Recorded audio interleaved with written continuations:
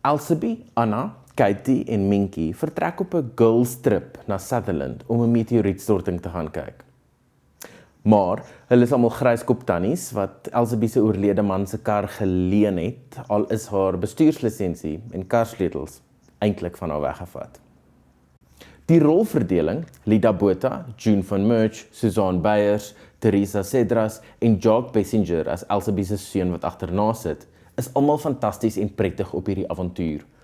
En die regisseur, Jodie Sank, het homself al bewys met stories oor ouer vrouens, soos die roerende kortfilm Leemtes en Leegheid en die dokumentêr I Am Here. Die Kwiksilwers skop af met 'n paar baie grappige tonele.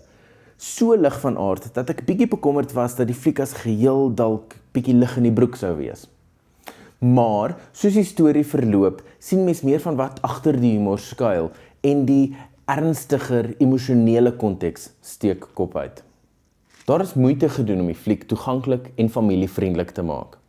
Ek raai dat oumas net soveel soos kinders sal lag en meeste kykers raakpunte sal vind en karakters uit hulle eie lewens sal identifiseer. Maar toeganklikheid kan ook oorspronklikheid inperk en ek dink die Kwiksilwers is 'n nuwe variasie op 'n fliek wat al baie kere gemaak is. Daar is baie redes om die Kwiksilwers te gaan kyk. Goeie vermaaklike toneelspel. Ligte komedie met emosionele dryfkrag. Gryskop tannies by 'n deurnag transparty.